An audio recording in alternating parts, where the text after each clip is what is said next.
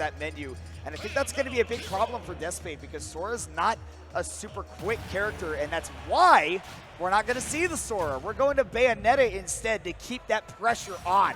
Another Bayonetta here in the top 8. Once again, if you were around a couple years ago, Deathspade actually has a great combo video because Deathspade only actually used to play single Joy-Con Bayonetta. It's very, very impressive on paper, but the gameplay Don't do it anymore. the gameplay will speak for itself as, once again, we've seen a lot of Bayonetta already here. Beastmodepaul going to try and get something started. I'm interested to see how Deathspade is going to be able to handle the menu, right? We've seen what happens when Beastmodepaul starts to get something started here, but now Deathspade on the verge of getting the first edge guard, but not if Beastmodepaul will roll Zoom every single time. Zoom is so huge when you're going up against Bayonetta as well because, I mean, man, that character can edge guard you forever. But you're not going to roll Zoom every single time, right? Beastmodepaul, though, is going to get rolled right into the blast zone. Deathspade carrying the hopes of the Midwest as well here in the losers bracket, keeping them hopes alive and taking that first stock. Whoa. Yeah, a little bit of like a weird pause there where Paul could have punished something, but still, here comes Deathspade, still very, once again, both of the Bayonettas just playing so well today, getting all of their combos, but once again, the moment that Deathspade kind of like threatens an edge guard, Paul is like, oh wait, Zoom in, I'm out of there, you gotta win neutral again, I'm sorry. Yeah, I am out for sure, but not so for Deathspade right now, holding on to that first stock. Beastmodepaul still has plenty of mana to work with as well, so got the Bayonetta back off stage. Gotta go for that Flame Slash, but no 2 frames available to him, and this is another one of those lather rinse repeats. Did not find the Zoom, so you're gonna eat some extra damage. Yeah, absolutely, and it's coming to the point now where Paul is about to get lapped here, so we need one of those explosive aerial options, just like that forward air, maybe a little bit closer to the blast zone at this point to get something started here. Still, Deathspade trying to find a way in. The forward throw will be the option here. Great tech, but now once again, you gotta get yourself back, but no tech zone there. That's gonna be Deathspade going up in game 1, 3 stocks to 1. Oh, I love the wait by Deathspade. And look, you saw that he waited until he could shield poke with that down tilt. Super intelligent. Beastmodepaul somehow able to make it back. Getting clipped by that witch twist did not change too much, but he is back on the stage. Needs something really huge to get this one back. But honestly, if I'm Paul, I'm thinking about game 2 right now. Yeah, absolutely. I think Deathspade at this point has been playing so extremely well. The combos are there. The forward air not even going to be enough. Whoa. The kaboom, though, you saw that, though. The ABK actually getting Deathspade out of the kaboom range, Yeah. but my goodness, going for the whole side special all the way through, it will just be Deathspade punishing. What a way to start game 1. Bayonetta pick looking excellent for Deathspade right now. Beastmodepaul may even have to consider a character switch of his own to his own secondary in the Sephiroth, right? If that hero is not going to be able to put into the work that he needs, maybe even a bit of a miscalculation, but I think he is sticking it out with the hero, if I'm not mistaken. I think I heard that character get popped, but we will get into it here. Game 2, kicking off. Beastmodepaul down 1-0 against Deathspade. And no, it will indeed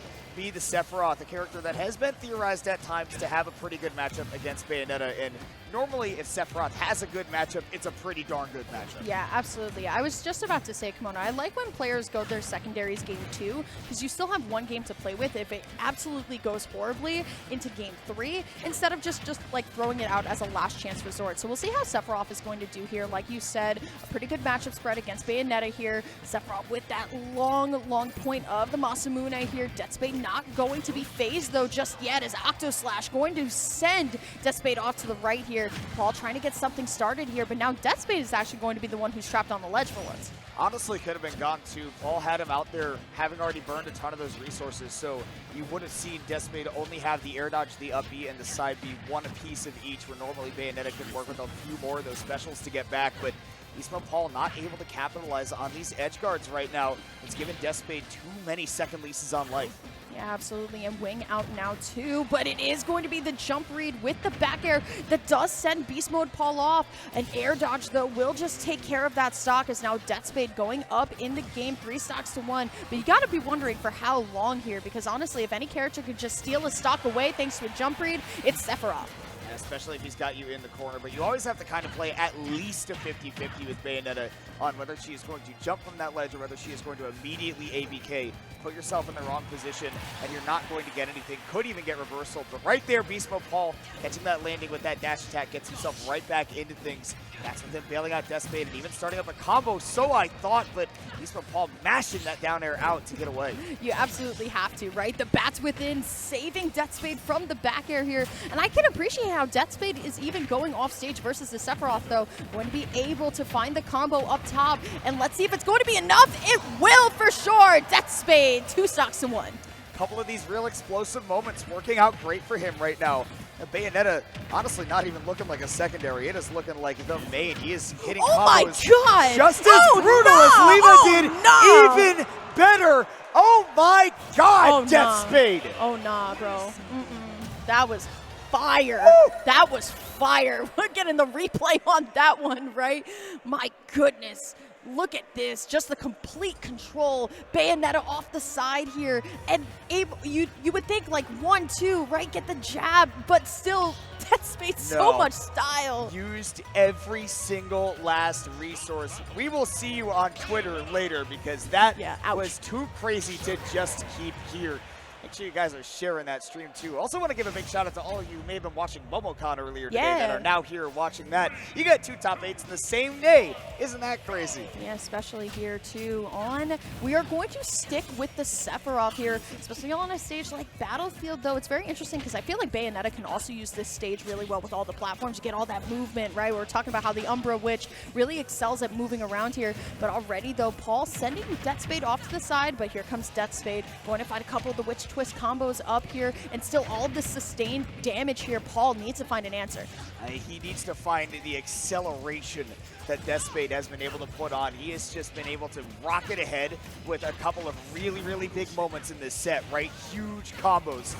Beastmodepaul has not found anything like that. No, those Shadow Flares are not safe to throw on Bayonetta. I think Deathspade did mean to forward smash, maybe got a misinput right there, but as we say with the FGC, Bob Ross, happy little reset. No such thing as a drop combo. That's very true, and even then, that's kind of best case scenario, right? You definitely don't want to just be losing your stock. Weak hit back here, not going to be enough, but there we go. Deathspade once again showing how well they play off stage here. Scintilla, though, not going to lead into anything except for more damage for Paul. Finally finds the sweet spot forward air to alleviate some pressure, but only for how long? Deathspade, the combos, the resets, they're so clean. Look at this combo, it's still going. You look at the player cam too, man. Beastmodepaul is just not having a good time of it right now. A couple of these moments getting hit and taking the hand off the controller and saying, what just happened to me? That is the kind of game that Deathspade is playing right now. Pressure has been unrelenting. Still, though, Paul almost popping the shield with the down smash here. But once again, Deathspade looking so strong in this game 3. I'm loving the Nair to at least break out of the combo, at least for a moment. But look at this. Deathspade, so much matchup knowledge at this point, and we're potentially going to be seeing the first stock loss, but only for a quick moment, as once again, Deathspade playing so well out of their mind. He was in Witch Time for so long that Beastmodepaul put his controller down and crossed his arms before Deathspade was able to finish out the combo. We do see Beastmodepaul finally able to get one on the board here, but again, Deathspade working with such a big lead. Beastmodepaul needs something huge. This is more than bloop in a blast territory. Yeah, this is so rough, right? I feel like even going back to Hero would have been a little bit better than this. Still, Deathspade once again using Battlefields in all of the platforms to move around. There we go. We potentially have the finisher, but it's not going to be enough. Deathspade, not enough of Beastmodepaul. We're still extending this combo, but finally we're going to be able to break out with the Nair. But for how long, Kimona? Still, it's always in Deathspade's favor. And we are on a long road to a quick 3-0 right now. It just seems like Deathspade needs one more combo, but Beastmodepaul's not out of it yet. He's got the wing. That means that he can hit back real hard. Deathspade, tons of damage, though. You got to be so careful because if you give up one more witch time, if you give up one little up tilt, then this game can be over. Yeah, absolutely. Going for the hard read there. You can tell once again, show how confident Deathspade is. Beastmodepaul, though, finally going to be able to find a dash attack in and will be able to get the drop zone fair. We have wing active as well. This is definitely not out of the ballpark just yet, but once again, like you said, Kimona, all Deathspade needed was one more hit. That will be Deathspade moving on in the tournament to go in loser semis against Apollo Kage. It is